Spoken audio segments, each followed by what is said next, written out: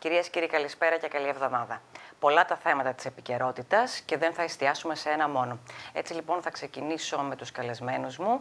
Είναι ο κύριος Μιχάλης Μιχόπουλος, δικηγόρος και καθηγητής του Παντίου Πανεπιστημίου. Καλησπέρα κύριε Μιχόπουλε. Καλησπέρα σας. Με ιστορία στην δικηγορία. Και βέβαια και ο κύριος Θρασίβουλος Κονταξής, δικηγόρος και διδάκτορ της νομικής. Έχει έτσι πλούσια βιβλιογραφία, είναι ωραίος, καλός συγγραφέας. Είστε καλά, ευχαριστώ πολύ. Λοιπόν, θα ξεκινήσω με το θέμα, γιατί είναι πολλά τα ζητήματα και δεν έχουμε πολύ χρόνο. Θα ξεκινήσω με το θέμα της εκλογής του Προέδρου της Δημοκρατίας και θα περάσουμε στη συνέχεια και στο θέμα της συνταγματικής αναθεώρησης που αφορά στον Πρόεδρο της Δημοκρατίας. Αυτό που θέλω να ρωτήσω, ξεκινώντας από εσάς, κύριε Μιχόπουλε, τηρώ την επετηρίδα. Με την αρχαιότητα. Εδώ δεν το λέτε αυτό. Λοιπόν, ωραία. Το Σύνταγμα προβλέπει αυτόν τον τρόπο εκλογής του Προέδρου αυτή τη στιγμή. Όμως, όλο αυτό που γίνεται, που συμβαίνει αυτή τη στιγμή, αυτό το παζάρι, αυτό δεν είναι ένας εξευτελισμός του θεσμού του Πρόεδρου της Δημοκρατίας. Το αν θα εκλεγεί ή όχι, το προβλέπει το Σύνταγμα να πάμε σε 2 και σε 3 ψηφοφορίες. Όλο αυτό που επικρατεί σήμερα, το αν βγαίνουν, δεν βγαίνουν οι βουλευτές, και αν θα μας δώσουν την ψήφο τους ο ένας ή ο άλλος, δεν εξευτελίζει τον νομικό μας πολιτισμό, τον θεσμό του Πρόεδρου της Δημοκρατίας, κύριε Μιχόπουλε. Σε τέτοια θέματα, τα οποία άπτονται της ορθής ερμηνείας των συνταγματικών μας διατάξεων, είμαστε υποχρεωμένοι ως νομικοί να διερευνούμε ποιο ήταν το πνεύμα του συντακτικού μας νομοθέτη. Όταν λοιπόν το 1975 η συντακτική μας συνέλευση προέβλεψε τον τρόπο με τον οποίο εκλέγεται ο Πρόεδρος της Δημοκρατίας, είχε υπόψη του όλες τις αρμοδιότητες του Πρόεδρου της Δημοκρατίας, ρυθμιστικές και κανονιστικές. Ξελιδίστηκαν το 1975. Δηλαδή, όταν είχε αρμοδιότητες ο Πρόεδρος, αποφασιστικές αρμοδιότητες, ρυθμιστικές, γι' αυτό λέγεται και ρυθμιστής του πολιτεύματος. Με την πρώτη όμως αναθεώρηση του 1986, όλες εκείνες, ιδίως οι ρυθμιστικές αρμοδιότητες, πήγαν περίπατο. Η αρμοδιότητα όμως της εκλογής παρέμεινε. Έχουμε τη δεύτερη αναθεώρηση. Πάλι ακριβώς δεν επανήλθε καμία ρυθμιστική αρμοδιότητα στον Πρόεδρο και έμεινε, θα λέγαμε, συγχωρήστε μου τη φράση, ένα διακοσμητικό πια στοιχείο του πολιτεύματος για διαγγέλματα και σχεδόν τίποτε άλλο. Ο συντακτικός λοιπόν νομοθέτης το 1975 τι ήθελε? Αφού σου δίνω τέτοιες αρμοδιότητες που μπορείς να παρεμβαίνεις στο πολίτευμα και στην διακυβέρνηση της χώρας, άρα θα πρέπει η εκλογή σου, εφόσον είναι έμεση από το κοινοβουλίο μας, να μην είναι εκλογή μονοκομματική. Δεν ήθελε έναν κομματικό πρόεδρο συντακτικός νομοθέτης, ήθελε την πολυσυλλεκτικότητα του κομματικού κόσμου, δηλαδή των δικών μας πυρεξουσίων του έθνους, ελάτε τα 2 τρίτα, διότι πίστευε ο συντακτικός νομοθέτης ότι όποιο εκλογικό σύστημα και να έχεις, δεν μπορεί εκτός από την πρώτη περίοδο του 1974 λόγω ειδικών συνθηκών του Μακαρίτου Καραμαλή να φέρει κόμμα 180-200 έδρες. Γι' αυτό λοιπόν το πνεύμα του συντακτικού μας νομοθέτη ήταν θέλω πρόεδρο καθολικής αποδοχής και κοινής συμφωνίας του βουλευτικού μας, του νομοθετικού μας σώματος. Αυτό δυστυχώς το πνεύμα δεν έχει γίνει κατανοητό από τους αντιπροσώπους του έθνους μας. Ούτε τώρα, φοβάμαι ότι μήθηκε και στο παρελθόν. Ναι, αυτή τη στιγμή όμως, και θα έρθω σε εσάς κύριε Κονταξή, όταν λέμε εξευτελίζει το θεσμό του Προέδρου, ναι, το προβλέπει το Σύνταγμα, το είπαμε από την αρχή. Όμως είμαστε εν μέσω απειλών, εκβιασμών, ή βγάλετε Πρόεδρο, ή θα πρέπει να είναι καθολικής αποδοχής. Αν δεν είναι, πώς θα γίνει? Ντέκαλα και Σόνι μέσω απειλών και εκβιασμών από το εξωτερικό και οτιδήποτε και θα γίνει εκείνο και θα καταστραφούμε οικονομικά αν πάμε σε εκλογές. Αυτό το εξευτελίζει τελείως. Ναι, έχετε δίκιο. Ξέρετε ποιο είναι το πρόβλημα? Ότι στερούμεθα πολιτικού πολιτισμού. Δεν και είναι νομικό το πολιτισμού. Και νομικού. Διότι συμμετέχουν οι θεσμοί στις πολιτικές αντιπαραθέσεις της καθημερινότητας. Και μάλιστα με τραγικό τρόπο. Οι μεν υποδεικνύουν ότι αν δεν βγάλετε θα καταστραφούμε, οι άλλοι αν βγάλετε επίσης θα καταστραφούμε και συνεπώς και οι δύο ακυρώνουν τον πολιτιακό θεσμό στον βωμό των καθημερινών κομματικών συμφερόντων. Εκεί παρεμβαίνουν και ξένοι παράγοντες, αλλά αυτό ας οψόμεθα εμείς οι ίδιοι. Δεν μας φτάνει οι ξένοι πολιτικοί παράγοντες. Δεν είναι σοβαρή η πολιτική μας, αλλά δεν ξέρω κατά πόσο και ο λαός είναι σοβαρός τελικώς. Ποιος τους διάλεξε? Δηλαδή, όταν ακούω ότι φωνάζουν για τη Βουλή, κάποιος ψηφίζει για τη Βουλή. Δεν ψηφίζω μόνο εγώ, εσείς και ο κύριος καθηγητής. Ναι, αλλά εδώ τώρα, επειδή μου μιλάτε για τη Βουλή και θα σας ρωτήσω το εξής. Ο λαός ψηφίζει. Αυτή τη στιγμή έχουμε μια κυβέρνηση η οποία δεν συμπληρώνει το 50% ή το 40% αν βάλουμε τα ποσοστά των δύο κομμάτων που είναι στην εξουσία και δεν του αφήνουν το δικαίωμα του λαού να πάει σε εκλογές. Προσπαθούν να κάνουν ό,τι μπορούν για να μην πάμε σε εκλογές. Να ξαναψηφίσει ο λαός και να δούμε ποια είναι τα καθαρά ποσοστά του κάθε κόμματος. Χωρίς πρίκα όμως. Ποια είναι 35 δρόμοι. Με συγχωρείτε, δεν είναι 35. Εννοείται τις 40. Με συγχωρείτε. Ναι. Εδώ αρχίζει η ψήστη νοθεία Της του λαϊκής. πολιτεύματος και πρόκειται περί ληστείας της ψήφου μου. Αυτά που ακούμε και μας λένε, συγχωρήστε μου, είναι όλοι μη αλήθεις. Δεν τους λέω ψεύτες, λέω μη αλήθεις για να σέβομαι το πάνελ μας και την εκπομπή μας. Είναι μη αλήθεις οι κύριοι. Εάν πηγαίναμε σε εκλογές, Μια απλή αναλογική. εάν έλειπε η πρίκα των κυρίων Σκανδαλίδη και Προκόπη, του Παυλόπου, του συνάδελφου μου, τι να κάνουμε, 50 έδρες χωρίς να έχει προβλεφθεί ποιο, ένα στοιχειώδες. Να σου δώσω 50 έδρες πρίκα προκειμένου να σχηματίσει η κυβέρνηση με μια προϋπόθεση. Ότι τουλάχιστον πήρες το 40 ή το 44% του εκλογικού σώματος. Πάρε και ένα πριμ για να σχηματίσει μια κυβέρνηση 152. Αλλά χωρίς την παραμικρή προϋπόθεση. Πάρε πρίκα 50 έδρες, εάν αυτό δεν σημαίνει πρικοθύρες της πολιτικής, όλοι όσοι ζητούν αυτή τη στιγμή τις εκλογές, δεν έχω άλλη έκφραση. Διότι χωρίς την πρίκα αυτή, τι θα μπορούσε να κάνει, τα ποσοστά τα βλέπουμε, αν οι δημοσκοπήσεις βέβαια δεν λένε ψέματα, αλλά όλες συγκλίνουν περίπου κάτω από το 30% να έρθει η πρωτιά. Εάν έλειπαν αυτές οι 50, θα ζητούσαν άραγε ή θα είχαμε σήμερα άλλη πολιτική συμπεριφορά όλων των πολιτικών μας δυνάμεων. Αυτό είναι το μεγάλο πρόβλημα. Θα υπήρχε συνένεση με τα ταύτα. Έχει δίκιο. Ενδεχομένως και να μην υπήρχε και αυτή η κυβέρνηση. Βεβαίως. Έτσι, αν δεν είχε τις 50 έδρες. Σαφώς. Να ήταν κάποια άλλα κόμματα. Σαφώς. Συμφωνείτε, κύριε Κονταξή? Απολύτως. Ωραία. Πάμε λοιπόν, μια και είμαστε στον πρόεδρο της Δημοκρατίας, να δούμε τι προβλέπει η πρόταση της Νέας Δημοκρατίας για τη συνταγματική αναθεώρηση. Εκεί προβλέπει να του επαναφέρει κάποιες από τις αρμοδιότητες που είχε το 1975 με το Σύνταγμα. Δεν γίνεται το πρόβλημα. Αλλά εκεί προβλέπει επιπλέον ότι αν αποτύχουν οι τρεις ψηφοφορίες της Βουλής, να πάμε σε δημοψήφισμα από το λαό. Αυτό δεν είναι πάλι μια νοθεία του πολιτεύματος? Λυπάμαι που θα το πω, μας εμπέζουν όλοι. Όταν τα συντάγματα δεν είναι η καθημερινότητα του νομοθετικού σώματος. Αλλήμον πια. Φανταστείτε ότι από το 1787 τη συνέλευση της Φιλαδελφίας οι Αμερικανοί έχουν πάει στην 29η τροποποίηση. Τροποποίηση κάνουν. Από το 1787 τη συνέλευση της Φιλαδελφίας, το πρώτο σύνταγμα των 27 Ηνωμένων των Πολιτειών.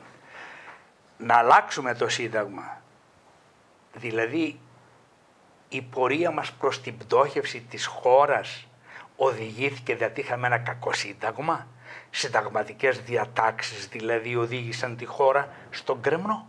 Όχι, τις καταπατήσαμε. Ερωτώ, ακούσατε για την ίδρυση δευτέρου νομοθετικού σώματος, να φύγουμε επιτέλους από αυτή τη γάγκρνα του δικομματισμού ή του κομματισμού? Μιλάτε για τη γερουσία. Για τη γερουσία. Την ακούσατε? Ό,τι ισχύει στο αμερικάνικο σύστημα. Ακούσατε κάτι γύρω από το θεσμό της δικαιοσύνης και το καταταλαιπωρημένο άρθρο 97 του συντάγματος? Όχι.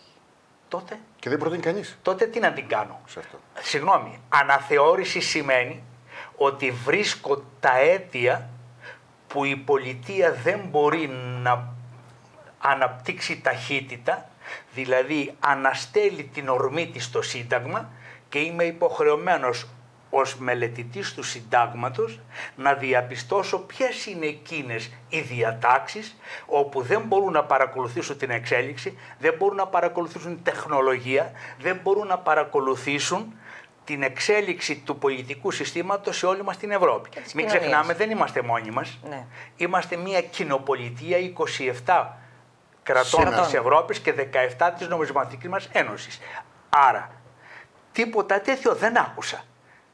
Οι αναθεωρήσεις που λένε εντάσσονται και αυτές δυστυχώς μέσα στα πλαίσια του πολιτικού παιχνιδιού και τίποτα πλέον αυτού. Γι' αυτό προσωπικά δεν με απασχολεί οποιαδήποτε αναθεώρηση λένε, διότι αυτά που φέρουν προς αναθεώρηση είναι παρονυχίδες. Πάντως, κύριε Μιχόπουλο, ως προς το θέμα αυτό το αν αποτύχει, και θα έρθω κύριε Κοντή σε εσάς, αν αποτύχει η τρίτη ψηφοφορία εκλογές Προέδρου και να πάμε σε δημοψήφισμα, σας βρίσκει σύμφωνο, πώς το σχολιάζετε, πώς το κρίνετε? Όχι. Να σταθούμε μόνο σε αυτό του Προέδρου. Μα ήδη το υπάρχον σύνταγμα δίνει λύση μετά τη διάλυση της Βουλής. Πάμε σε εκλογές. Όχι, ναι, μετά θα εκλεγεί πρόεδρος με απλή πλειοψηφία. Ακριβώς. Δίνει λύση. Ποιο σκοπιμότητα να βάλουμε δημοψήφισμα στη μέση? Ακούτε, να εκλέγουμε, λέει, τον πρόεδρο απευθείας με δημοψήφισμα. Ναι. Ποιον πρόεδρο? Έχει καμιά αρμοδιότητα να πάω ακριβώς? Εδώ έχει μια φοβερή σύγχυση μεταξύ της προεδρικής δημοκρατίας και προεδρευομένης δημοκρατίας. Ναι. Το πολιτευμά μας, είτε μας αρέσει είτε δεν μας αρέσει, είναι της προεδρευομένης κοινοβουλευτικής δημοκρατίας και όχι της προεδρικής. Ακριβώς. Όταν ακούτε λοιπόν να ψηφίζεται ο πρόεδρος από το λαό, για ποια αιτία? Δεν μπορώ να... Για ποια αιτία? Εγώ πραγματικά δεν μπορώ να ανοιχνεύσω τη σκοπιμότητα, δεν μπορώ να ανοιχνεύσω. Να εξαγγέλει διαγγέλματα. Θα πάμε δηλαδή να ψηφίζουμε έναν άνθρωπο που είναι μόνο για διαγγέλματα και για τίποτε άλλο σχεδόν? Στερείται και άλλη αξία, ξέρετε γιατί. Το κάθε κόμμα θα προτείνει ένα δικό του υποψήφιο.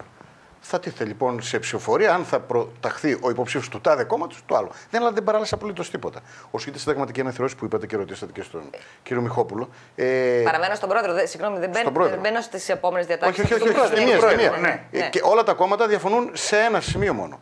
Προσέξτε, όλα τα κόμματα είναι συνοημένοι. Είτε στην ανεπάρκεια είτε στο μυαλό δεν διαφωνούν. Το μόνο του πρόβλημα είναι αν θα ιδρυθούν ιδιωτικά πανεπιστήμια ή δημόσια. Δεν υπάρχει άλλο. Τα σοβαρότερα προβλήματα που ανέπτυξε. Του αφορά μόνο αυτό. Σοβαρό είναι το ζήτημα. Πράγματι, δεν αμφιβάλλω καθόλου. Αλλά δεν είναι μόνο αυτό το μείζον. Από την άλλη, εάν γίνει εκλογή από την βάση, θα πρέπει να υπάρχει ένα δικαιολογητικός λόγος. Ποιος είναι? Δεν το ξέρουμε, οπότε μπορεί να απαντήσει κανείς σοβαρά για ναι ή όχι. Λυπάμαι που για 40 χρόνια ήμουνα μία μονήρης φωνή στο πανεπιστήμιο που μαχόμουν την ίδρυση ιδιωτικών πανεπιστημίων. Γιατί? Για να υπάρξει έτσι η ευγενής άμυλα μεταξύ του δημοσίου πανεπιστημίου μας που το λατρεύουμε και του ιδιωτικού. Έτσι μονάχα θα έρθει η ευγενής άμυλα και του διδάσκοντος και του διδασκόμενου. Τι με ένοιαζε εμένα αν απέναντι από το Πάδιο Πανεπιστήμιο ήταν ένα μεγαθύριο ιδιωτικό πανεπιστήμιο, οι φοιτητές μου και οι φοιτητές του. Ή φοβότανε κανείς μήπως κλείσουν τα πανεπιστήμια μας τα δημόσια επειδή θα ιδρυθεί και ένα ιδιωτικό? Κάποιοι φοβόντουσαν. Κάποιοι ναι. Τώρα, όσον αφορά αυτό που έχει πει ο κύριος Μιχόπουλος, ο οποίος κύριος Μιχόπουλος το λέει πάντα αυτό και το υποστηρίζει, για την ίδρυση την σύσταση δευτέρου νομοθετικού σώματος, δηλαδή της γερουσίας, για να το εξηγούμε και στον κόσμο τι σημαίνει.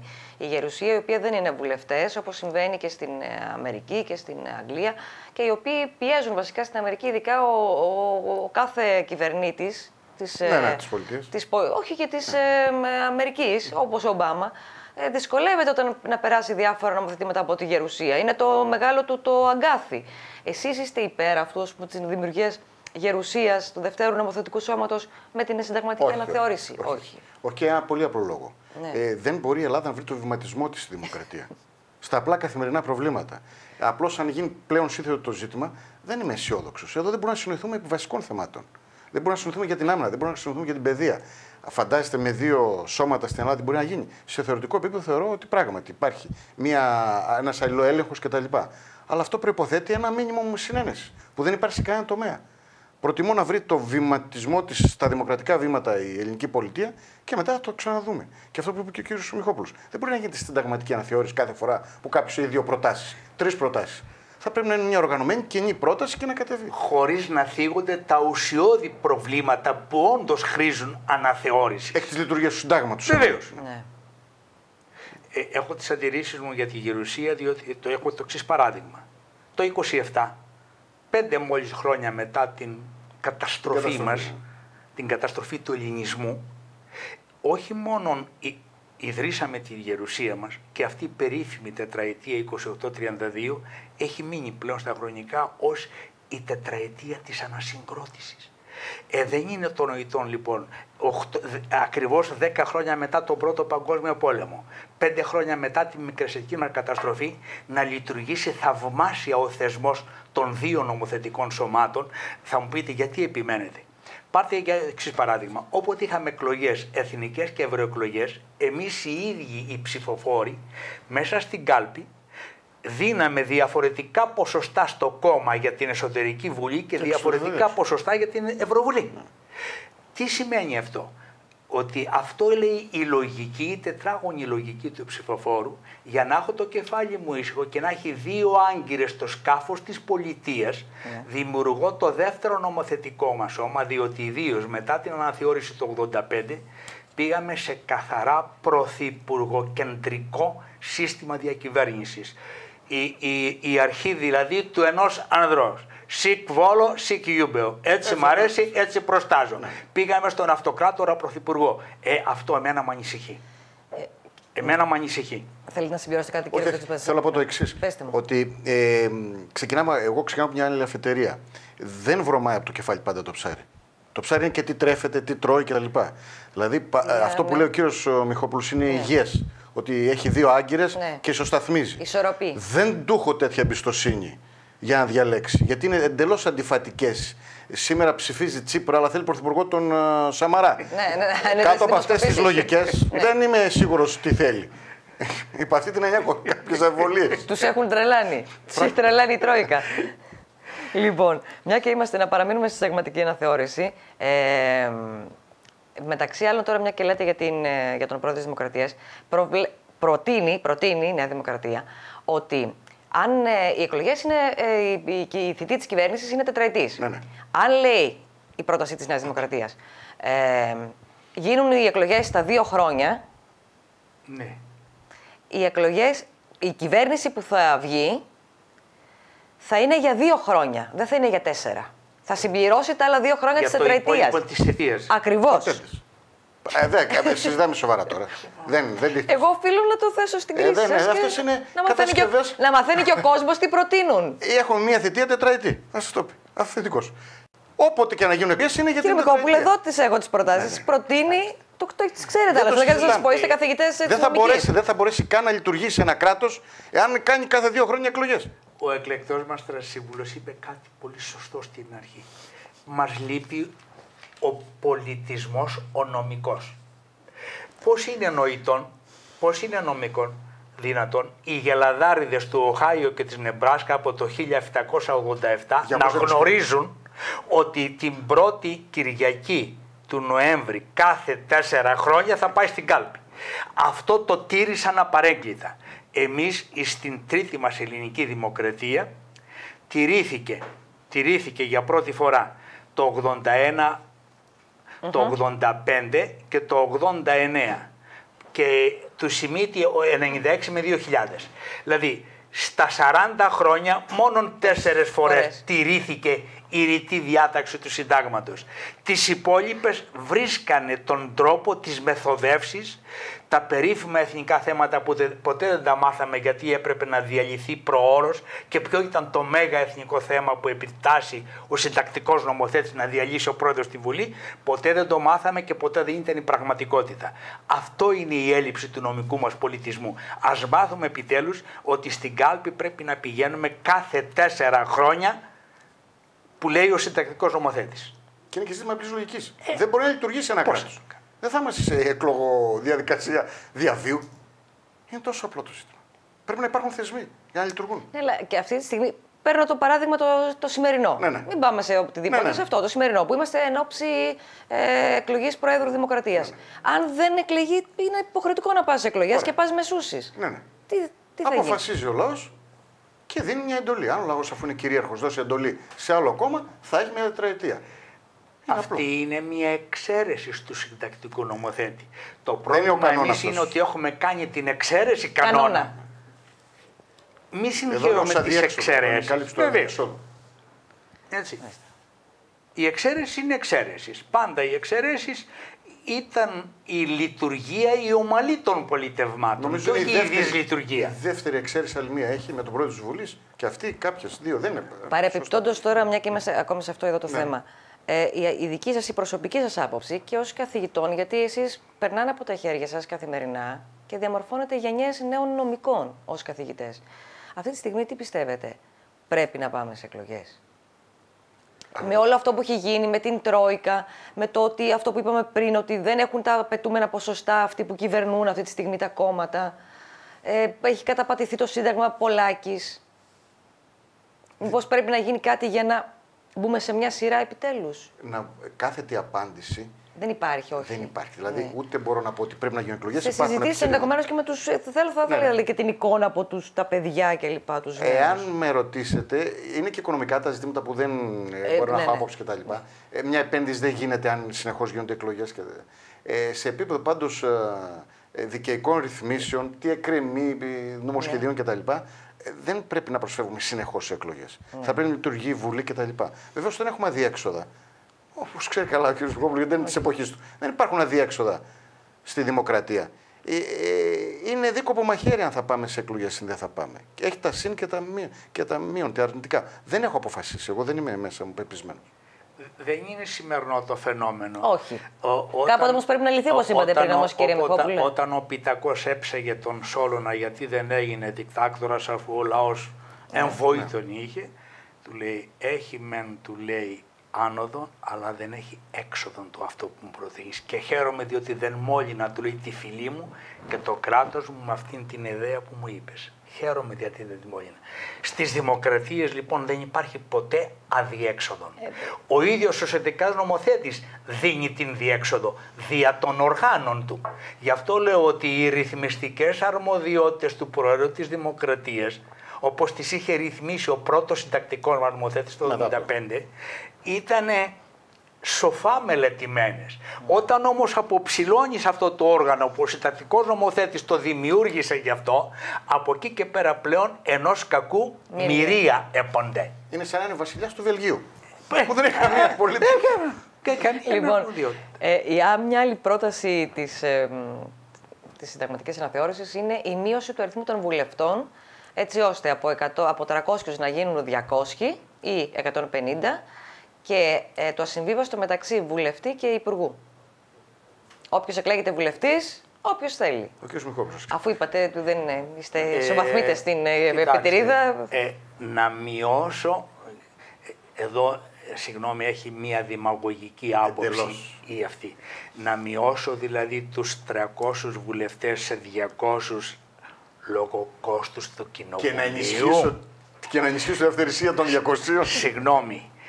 Εάν μου πείτε ότι ξέρετε η κάτω βουλή... Εγώ δεν σας λέω τίποτα, κύριε Μικόπουλο, ο κύριος Παυλόπουλος σας τα λέει αυτά. Ο Πρικοθήρας. Τον έχω ονομάσει Πρικοθήρα διότι πήρε τους 40 του κυρίου Σκανδαλίδη με το πρώτο νομοθέτημα και τους έκανε 50, διότι η σκέψη και του Σκανδαλίδη έβαλε και Πανοπρίκη δηλαδή. Και Πανοπρίκη και του Προκόπη ποια ήταν? Εμείς είμαστε οι πράσινοι ή οι γαλάζοι. Άρα λοιπόν έχουμε το μαχαίρι, έχουμε το πεπόνι, κόψε το μέγεθος της φέτας όσο εσύ νομίζεις. Αυτά, με συγχωρείτε, αν αυτά δεν αποτελούν ουσιαστική προσβολή του δημοκρατικού πολιτεύματος και νοθεία της ψήφου μας. Επιμένω σε αυτό. Μη με καλείτε στις κάλπες. Μη με καλείτε στις κάλπες όταν πρόκειται, δηλαδή η ψήφο μου είναι, στην Κρήτη λένε προυκαρέ. Η νύφη είναι προυκαρέ, δηλαδή φέρνει μεγάλο πρικιό. Άρα η ψήφο μου δια των 50 δωρεάν που σου δίνει, ποια εικόνα θα παρουσιάσει το κοινοβούλιο? Φέρτε την γνήσια και άδολη αναλογική, αλλά και οι αριστεροί σύντροφοι, έχω βάλει από το 58 πρωτοετής φοιτητής μέχρι και μετά την έλευση των τάγκς της Χούντες, πάνω από 2.000 υπογραφές, τραπεζάκια έξω στα προπήλαια, άδολη αναλογική, άδολη αναλογική, γνήσια αναλογική. Ακούσατε τίποτα για αυτή τώρα τελευταία? Σε αυτή τη συνταγματική το αναφέρει όμως. Τι αναφέρει? Το σύστημα, όχι, τι λέει. Το σύστημα λέει θα πρέπει να είναι αναλογικό. Ναι. Ξέρετε ποιο σύνταγμα το αναφέρει αυτό μόνο? Του 1925. Μόνο το Σύνταγμα του 1925 που ήταν εθνισυγενές, γιατί ήρθε μετά το 1927, προέβλεψε ακριβώς την αναλογικότητα του συστήματος. Κανένα άλλο σύνταγμα από το 44, 64, 11, 52, 75 δεν μίλησε για την αναλογικότητα της ψήφου. Να το συζητήσουμε λοιπόν, αλλά όχι την οθεία της ψήφου δια της πρικός. Με συγχωρείτε πάρα πολύ. Ποια εικόνα θα παρουσιάσει? Είπατε αν θέλουμε εμείς εκλογές, ρωτήσατε κτλ. Ναι. Επειδή έχετε, συγγνώμη, εγώ παρακολουθώ, πέραν της προσωπικής μου άποψης, παρακολουθώ τις δημοσκοπήσεις. Δεν είδα καμία δημοσκόπηση να πέσει κάτω αν ανταποκρίνονται στην πραγματικότητα όλες, αλλά δεν μπορεί να είναι και όλες συνεννοημένες για να μας εξαπατήσουν, ότι από το ένα 60%, 56%, 54% και πάνω δεν επιθυμεί εκλογές. Άρα, για να έρθουμε και στο άλλο που είπατε στην αρχή, εκείνος ο βουλευτής που καλείται στο κοινοβούλιο να ψηφίσει κατά συνείδηση, αφού αυτός εκπροσωπεί το έθνος, αυτός μας εκπροσωπεί, το έθνος εκπροσωπεί εκεί, αφού γκράζεται άραγε αυτό το 60% του εκλογικού σώματος που λέει δεν θέλω εκλογές. Και αυτός θα είναι αργυρώνητος, αυτός θα είναι προδότης, αυτός θα είναι αποστάτης. Ναι, εάν ακριβώς πήγε, παιδιά, άκουσα τη φωνή της πλειοψηφίας. Ή εν πάση περιπτώσει πειθάρχησα με αυτά που γράφονται, που λέγονται, που ακούγονται. Ότι η πλειοψηφία δεν θέλει εκλογές. Εδώ όμως θα πάμε με τον κύριο αυτό που είπε πριν ο κύριος Κονταξής, ότι και ο λαός δεν ξέρει τι θέλει βασικά. Γιατί από τη μία σου λέει δεν μπορώ άλλο τα μέτρα, την Τρόικα να φύγει, να κάνει και λοιπά, να φύγουν και να μάθουν. Αλλά πώς γίνεται αυτό, πάλι είναι αντιφατικό.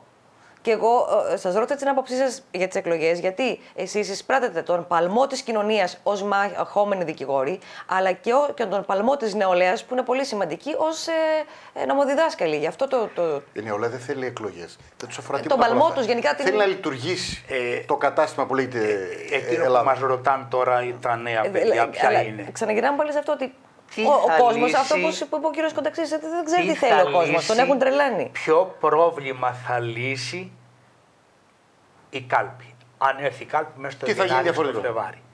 Δηλαδή, τι διαφορετικό. Ξέρετε, πάσχουμε για τα απλά πράγματα και τα λογικά. Θα σας πω το εξής.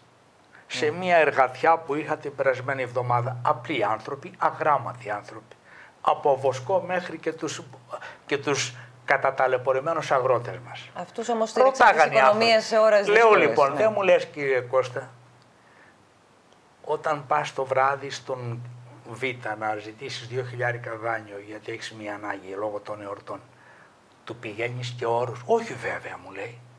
Αγράμματος άνθρωπος. Λέω ποιος? Μου λέει, μα εκείνος που θα μου δώσει τα λεφτά μου βάζει κύριε Μιχόπλε όρους. Λέω, τα είπες όλα.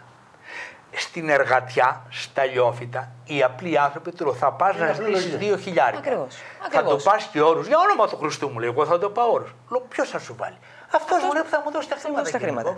Ευχαριστώ, λέω, μην με ρωτάς τίποτα άλλο. Γι' αυτό που είπατε προηγουμένως για τους βουλευτές, εάν μεν αυξηθεί ο αριθμός. Μειωθεί, λένε. Εάν αυξηθεί ο αριθμός, να γίνει 500-600, πλέον δεν υπάρχει και εκείνο το ελάχιστο κύρος. Υπάρχει μια ευρύτατη αντιπροσώπευση, αλλά δεν υπάρχει το ελάχιστο κύρος έτσι ώστε να είναι θεσμικός καλυμμένος. Εάν μειωθεί, μειώνεται η δημοκρατικότητα μιας πολιτείας. Θα αλλάξουν οι περιφέρειες, οι εκλογικές. Αλλάζουν οι περιφέρειες. Αποξενώνεται ο βουλευτής από την προσωπική του επαφή.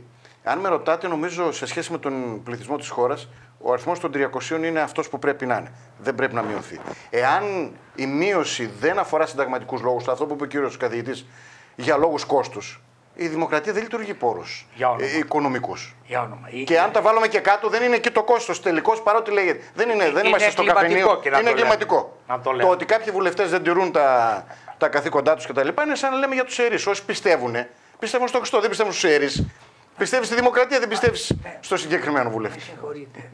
Ούτε τα σύννεφα τους έριξαν, ούτε η θάλασσα τους εξέβρασε στην παραλία. Δικά μας προϊόντα. Σάρξ εκ της αρκός της δικής μας είναι. Και κατ' επανάληψη. Άρα και κατ' επανάληψη. Ακούσατε. Είναι το έγκλημα κατά συρροή. Που επιμένω. Ωραία αναθεώρηση. Διαβάσατε σε κάποια πρόταση όλων των πολιτικών κομμάτων και μερίδων. Δεν έχουν, συγγνώμη, ακόμα ολοκληρωτικά εκφραστεί. Άμα τη δείτε, πότε θα πάμε στο σύστημα της Αγγλικής Βουλής? Μονοεδρικές έδρες. Μονοεδρική έδρα. Δεν πρόκειται περί δημοκρατίας. Ούτως ώστε να κόψω τον ομφάλιο ρόλο του χορηγού. Έχουμε τις περίφημες χορηγίες. Ναι. Έτσι. Να είμαι χμάλωτος του χορηγού μου και όχι όταν του είμαι μου. σε εκλογική περιφέρεια, όπως είναι η Αχανής. Στη μονοεδρική περιφέρεια δεν χρειάζεται να βγάλω ούτε fake volant, διότι έχω την πολυτέλεια μέσα στις 20-25 μέρες από τη διάλυση της Βουλής μέχρι τις εκλογές να επισκέπτομαι πόρτα-πόρτα σε 3 κεντρικές πλατείες στα χωριά στις 5 κομμοπόλεις, εκεί που είναι η εκλογική μου περιφέρεια, και να πω: είμαι ο Μιχάλης ο Μιχόπουλος, είναι ο Θρασίβουλος ο Κουνταξής, είναι η Μαρίζα Αρκάδα. Είμαστε οι 3 υποψήφιοι. Είμαστε εδώ, μας ξέρετε, εσείς θα αποφασίσετε ποιον θα στείλετε να σας εκπροσωπήσει. Και μετά, με αυτό που λέτε, συμφωνώ. Θα υπάρχει και ανταγωνισμός και άμυλα μεταξύ των 3 υποψηφίων. Ποιος θα κάνει το καλύτερο για τους ψηφοφόρους. Δεν έχω ανάγκη για να πάρει την ψήφο. Να μπω στο μαντρί. Πρέπει να μπει στο μαντρί. Δεν μπαίνω στο μαντρί του κομματικού διαδρόμου και δεν μπαίνω και στο πορτοφόλι του χορηγού.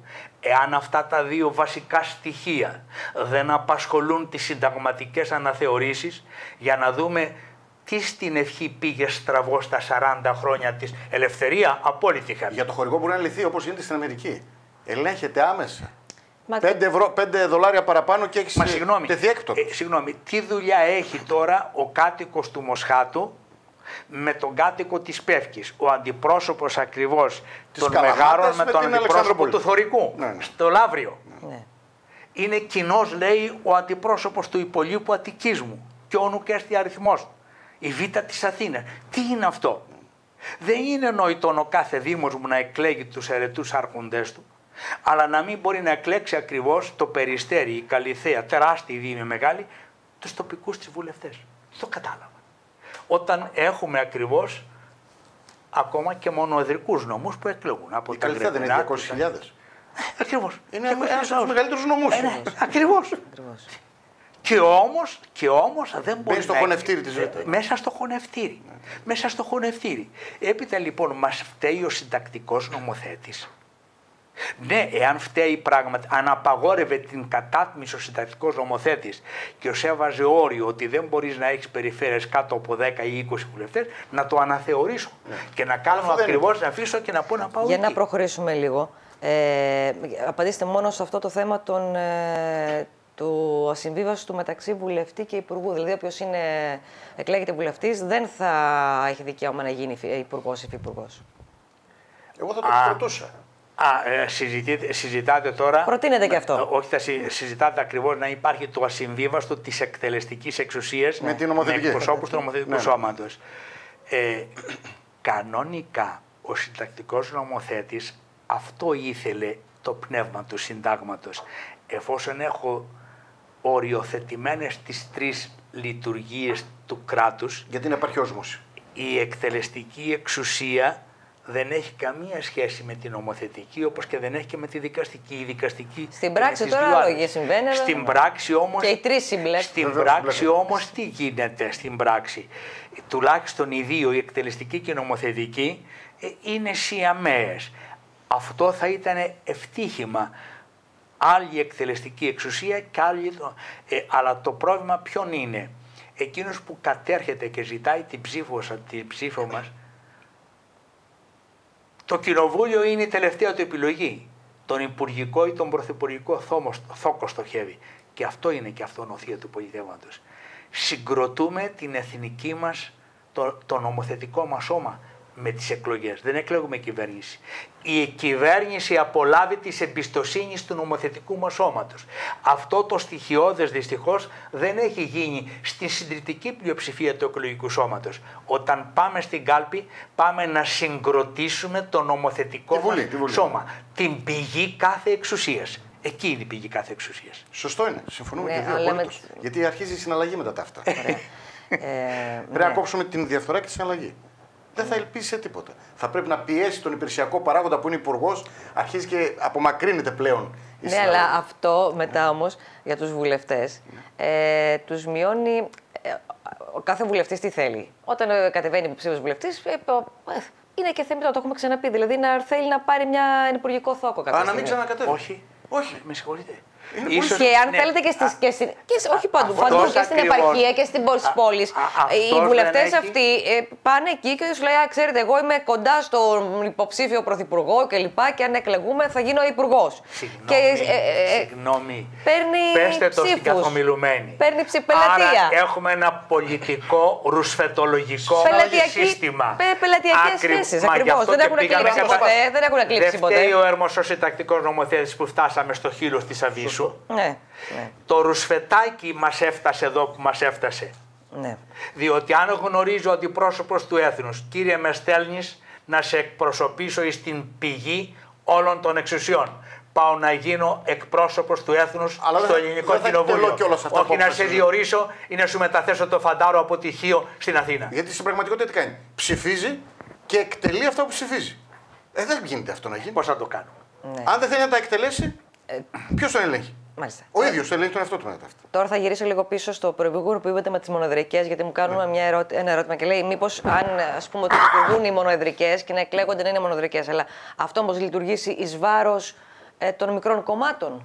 Όχι μόνο εις βάρος των μικρών κομμάτων, δεν θα έχει και την απαραίτητη διάχυση δημοκρατικότητα. Φανταστείτε ένα μεγάλο νομό σαν τη Θεσσαλονίκη, ας πούμε. Δηλαδή, θα έχει μία. Η Αγγλία δεν έχει πολίτευμα σωστό. Η Αττολοκαρονία, για παράδειγμα, που είναι η. Θα έχει, είναι μεγάλο νομό. Θα έχει μόνο ένα. Εκλέγει 8 βουλευτές. Βγάζει 8 βουλευτές. Όχι από ένα κόμμα, 8 βουλευτές. Πώς θα γίνει εκεί? Μονοεδρικές περιφέρειες. Οι παλιές επαρχίες, όλοι οι νομοί είχαν τις επαρχίες τους, τον έπαρχο. Πάλι 8 λέει. Δεν θα στερήσουμε το νομό από τους αντιπροσώπους. Αυτό όμως ξαναλέω, δεν λειτουργεί εις βάρος, είπε ο κ. Κονταξής, λειτουργεί εις βάρος των μικρών κομμάτων. Λειτουργεί. Λειτουργεί σε βάρος του κομματικού διαδρόμου. Ναι, και εις βάρος των μικρών. Των μικρών κομμάτων. Χορηγία τα μικρά κόμματα, μετά αυτά. Δεν με καταλάβατε. Είναι πολλές. Αλλά εμένα δεν με ενδιαφέρει ποιο θα λειτουργήσει σε βάρος των κομμάτων, ποιο θα λειτουργήσει υπέρ της δημοκρατίας, υπέρ ενός υγιούς πολιτεύματος. Όταν λέει μονοεδρικές στην Αττολοκαρονία εννοεί 8 μονοεδρικές. Δεν λέω, για όνομα του Χριστού. Για όνομα του Χριστού. Οι παλιοί ήταν η έπαρχη. Ξηρωμέρου. Επαρχία Ξηρωμέρου. Πόσες επαρχίες? Ο νομός Ηρακλείου έχει 7 επαρχίες. Στην Κρήτη. Εκλέγει 7 βουλευτές. Άρα δεν αντιστοιχεί ένας βουλευτής σε κάθε επαρχία. Αυτή την έννοια των μονοεδρικών, όχι ένα νομό. Όχι ένα νομό, προς Θεού. Αναλόγως του πληθυσμού εκάστου νομού, όπως λέει και το Σύνταγμα, έτσι, κατανέμονται οι έδρες. Σε κάθε νομό λοιπόν έχεις 6, θα έχεις 6 μονοεδρικές περιφέρειες. Αυτό υπό την προϋπόθεση ότι παραμείνουν 300 οι βουλευτές και δεν πάμε στους 200. Τότε μετά ακόμα γίνεται δυσχεραίνει. Εάν θα πάμε στους 200 για να δημιουργήσεις 100 γερουσιαστές, προσυπογράφω και πλειοψηφώ. Αλλά εάν δεν δημιουργήσεις δεύτερο νομοθετικό σώμα, δηλαδή την Άνω Βουλή, τη Γερουσία, για να μου λέτε τώρα ότι θα μειώσω τους βουλευτές με την μορφολογία του ελληνικού εδάφους, δεν είμαστε ούτε Βέλγιο ούτε Ολλανδία, ούτε καν Γερμανία έννοιας. Είμαστε μια κυρίως νησιωτική χώρα που από τη Σαμοθράκη μέχρι τη Γάβδο και από τη Ρόδο μέχρι τη Κέρκυρα, η γεωγραφική μας θέση δεν έχει την πολυτέλεια να εφαρμόζουμε πιστά άλλα πολιτεύματα, άλλα συστήματα άλλων χωρών που δεν έχουν καν, απέχουν πολύ από τα δικά μας. Αυτό που λέει ο κ. Μιχόπουλος είναι το εξής. Έχει περιφερειάρχη Θεσσαλία. Ναι. Ο τελευταίος χωρικός του τελευταίου χωριού της Θεσσαλίας πρέπει να φτάσει στην πόλη, ας πούμε, να πάει στα Τρίπλα, στην Καρδίτσα, από εκεί να βρει διάβλο επικοινωνίας με τον περιφερειάρχη που είναι στη Λάρισα. Απομακρύνεται πάρα πολύ η δυνατότητά του επικοινωνίας. Εάν λοιπόν είναι με 200 βουλευτές, αφήστε που θα γίνουν ελίτ, θα είναι απρόσιτοι, θα έχουμε άλλου είδους προβλήματα, δεν θα έχει πρόσβαση στον απλό πολίτη. Έτσι ώστε πράγματι να μεταφέρει. Άρα θα πρέπει να υπάρχουν ενδιάμεσοι. Ναι. Και μετά θα γυρίσουμε στους παλιούς κομματαρχαίους τότε και στους άλλες. Δεν είναι πιστικό το επιχείρημα. Εάν έρθουμε επιχειρήματα, γιατί πρέπει να έχουμε 200 ή 150 και όχι 300, να το συζητήσουμε για να το αποδεχτούμε. Όχι επί οικονομικής βάσης. Αλλά ο λόγος όμως ότι δήθεν το Κοινοβούλιο σε έναν προϋπολογισμό 53 δισεκατομμυρίων, ετήσιο προϋπολογισμό, ότι το Κοινοβούλιο με τους μισθούς που έχουν και τα λοιπά, νομίζω ότι δεν αξίζει τον κόπο να σταθεί κανείς. Λοιπόν, επειδή ο χρόνος περνάει και μας πιέζει, να φύγω, αν θέλετε κάποια από τις διατάξεις της εγκληματικής αναθεώρησης να τη θίξουμε εντάχει. Δεν ξέρω. Είπατε πριν για τα δημόσια, το θίξατε στην αρχή. Το είπε, για τα πανεπιστήμια. Προβλέπει την ίδρυση ιδιωτικών πανεπιστήμιων. Συγγνώμη. Η δικαιοσύνη μας λειτουργεί? Όχι βέβαια, στεγανό είναι. Ρητορική είναι ερώτησή σας. Ακούσατε κάτι για συνταγματική αναθεώρηση, την γενική αναδόμηση του θεσμού της δικαιοσύνης? Το μόνο Εγώ δεν λέω, δεν χρειάζεται αναθεώρηση. Προβλέπει, κύριε Μιχόπουλε, προβλέπει, το προτείνει μάλλον, όχι το προβλέπει η Νέα Δημοκρατία, να καταργηθεί ο τρόπος εκλογής από το Υπουργικό Συμβούλιο, να μην εκλέγεται η ηγεσία. Ώστε αυτό είναι το μέγα πρόβλημα της δικαιοσύνης. Με συγχωρείτε, αυτό είναι και ανόητο και άκρως δημαγωγικό. Και θα σας πω γιατί. Τίποτα άλλο δεν προβλέπει. Θα σας πω. Ναι. Η εκάστοτε κυβέρνηση, η οποία αντλεί μια δύναμη από εμάς, Ναι. ενώ το δικαστικό σώμα δεν την αντλεί ούτε καν εμέσως από εμάς, τι κάνει η κυβέρνηση? Από 50 λέει αεροπαγίτες που έχετε εκλέξει, μέχρι να φτάσει στο βαθμό του αεροπαγίτη δεν έχουμε καμία παρέμβαση κανενός οργάνου. Okay.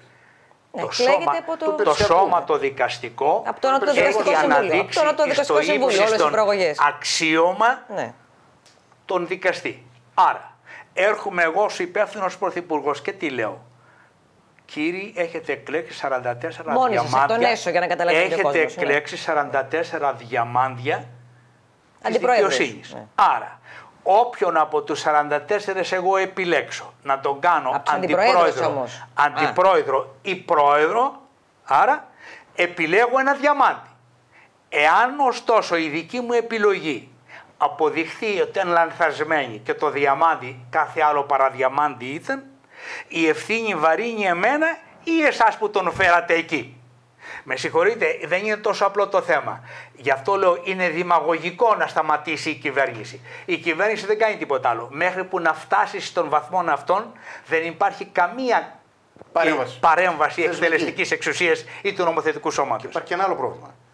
Η δικαστική εξουσία είναι εξουσία. Λειτουργία είναι, αν θέλετε. Πώς αναφέρεται και λογοδοτεί στο λαό, συνταγματικός μιλώντας? Είναι στεγανό. Αποκομμένο. Αυτοαξιολογούμενο. Πώς έγινε κάθαρση? Ποιος το ξέρει? Στα κλειστά, βλέπω πίσω σας έχετε τον Αριοπάγο. Τι γίνεται στους κλειστούς διαδρόμους του Αριοπάγου? Να ανοίξει να μπει λίγος αέρας. Θεσμικά εννοώ. Μακράν προσώπων. Συγγνώμη, πρέπει να κάνουμε μια ειδική. Πρέπει να γίνει μια ειδική εκπομπή. Με το νέο έτος.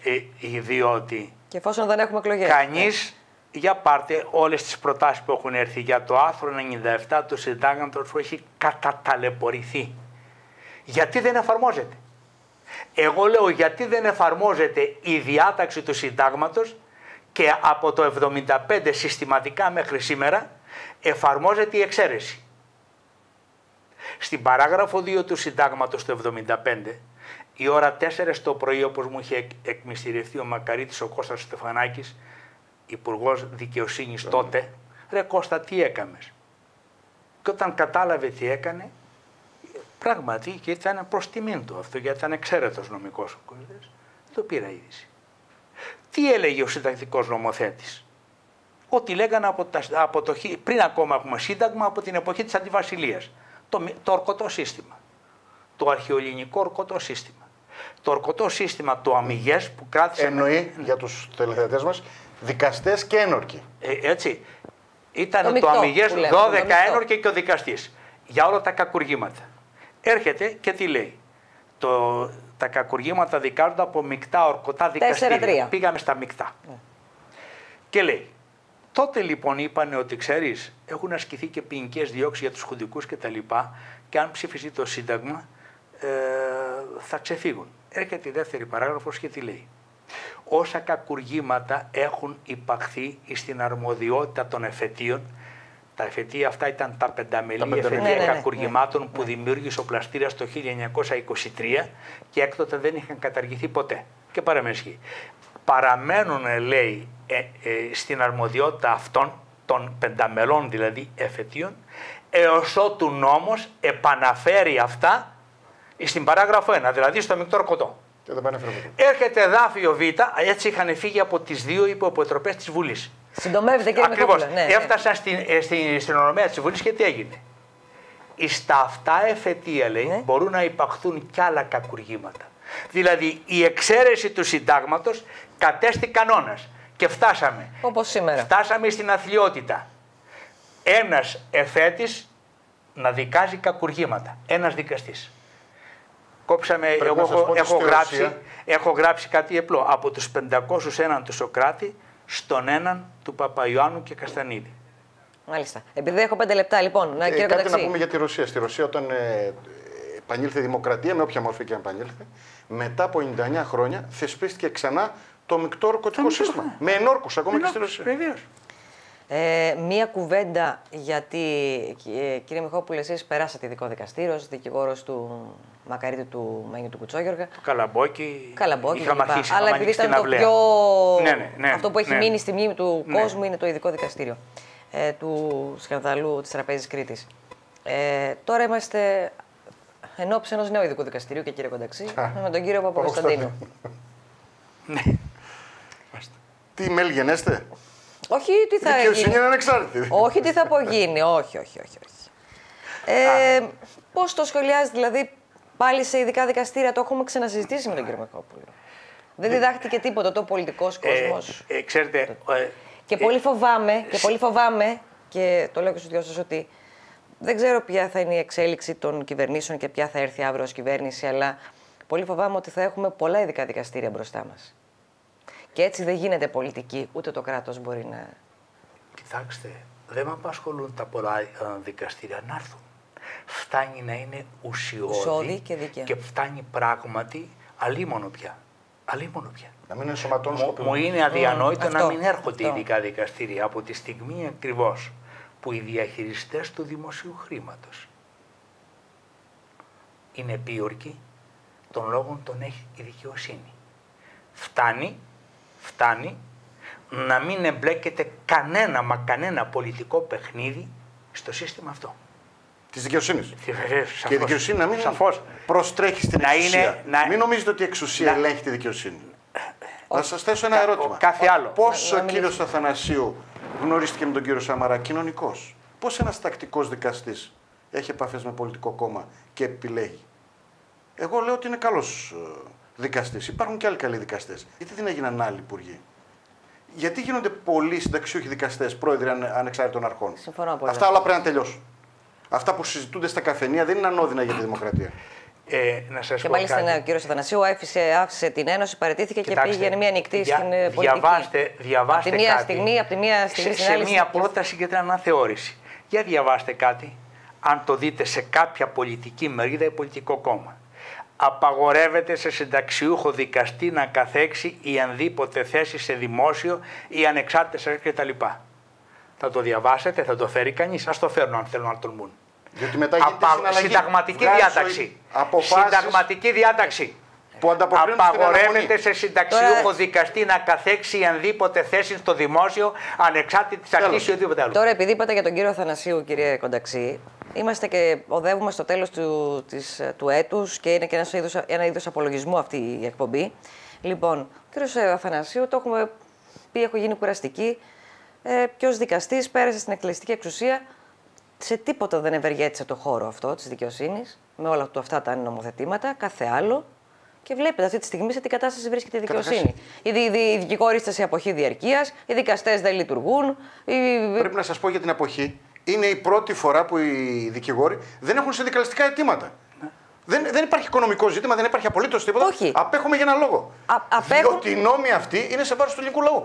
Τόσο απλό. Τόσο απλό. Και τώρα θα κλείσω διαβάζοντάς σας μόνο ένα απόσπασμα από τη νέα ενδιάμεση έκθεση της Τρόικα που δεν έχει βγει προς τα έξω, προς το Eurogroup αλλά και στον δικό μας, δηλαδή τον Υπουργό Οικονομικών και λοιπά, στη δική μας κυβέρνηση, που ζητάει λοιπόν η Τρόικα και της λέει ότι εσείς οι αρχές ελληνικές, τους λέει η Τρόικα, έχετε δεσμευτεί σε μια πιο σταθερή και περιεκτική αναμόρφωση του πτωχευτικού πλαισίου ως το τέλος του 2015, συμπεριλαμβανομένης της ίδρυσης πτωχευτικών δικαστηρίων. Τόσο λέει για τις πτωχεύσεις εταιριών, όσο και των νοικοκυριών. Μάλιστα. Καταλάβατε τι λέει η Τρόικα? Η πτώχευση των νοικοκυριών είναι κάτι το εντελώς καινούργιο. Τους λέει τώρα, μπράβο. Τους λέει λοιπόν ότι έχετε δεσμευτεί, η κυβέρνηση έχει δεσμευτεί να πάει σε καινούργια και αναμόρφωση του πτωχευτικού κώδικα και πτωχευτικά δικαστήρια για τα νοικοκυριά και τις εταιρείες. Να μας τελειώσει, να σας παρακαλώ, ένα λεπτό. Και ακόμη τους λέει ότι έχετε δεσμευτεί για την μεγάλη μεταρρύθμιση του κώδικα πολιτικής δικονομίας που δίνει το αβαντάζ στις τράπεζες, όπως έχουμε πει, και για το οποίο περγούν οι δικηγόροι και το οποίο είναι εις βάρος του ελληνικού λαού και όχι των δικηγόρων. Δείτε, η Τρόικα μπορεί να λέει ό,τι θέλει. Ναι, αλλά η κυβέρνηση το εφαρμόζει όμως. Δείτε, βάζει ένα πλαίσιο. Οι ειδικότερες ρυθμίσεις γίνονται από τους συμβούλους του κ. Αθανασίου. Η Τρόικα δεν είπε σε περίπτωση απόρριψης αγωγής πληρώνει παραδείγματος χάρη ο δικηγόρος την αοριστία και τα έξοδα. Και ο κ. Αθανασίου, κύριε Κονταξή, δεν έχει, στερείται πολιτικής κρίσης ή συνδικαλιστικού εισπύρας ή δικαστικής. Στερείται ακοής, δεν ακούει. Δεν ακούει. Ξεφεύγει τις. Εγώ ξέρω ότι η Θέμης είναι τυφλή, δεν είναι. Είναι και κουφή. Ναι. Εκτός από τυφλή. Είναι και κουφή και τυφλή. Μάλιστα. Δια της αφής μόνο. Δια της αφής. Έχει πολλές εκφάνσεις. Κύριε Μιχόπουλε, κλείστο να κλείσω. Με τον νέο έτος, λοιπόν. Και αν και εφόσον δεν έχουμε εκλογές. Σαφώς. Θα πρέπει να κάνετε μια εκπομπή, δεδομένου ότι η απεργία μας είναι διαρκείας και συνεχής, η κατάσταση της δικαιοσύνης μας. Διότι δεν είναι άμυρη η πορεία της δικαιοσύνης με την πορεία της χώρας. Δεν είναι άμυρη η συμπεριφορά της δικαιοσύνης μας με την πορεία της χώρας μας. Ας μην το ξεχνάμε αυτό. Αυτό θέλω να μείνει. Σωστό. Κύριε Μιχόπουλε, συμφωνούμε πολύ. Κύριε Κονταξή, να είστε καλά. Κυρίες και κύριοι, καλή σας νύχτα.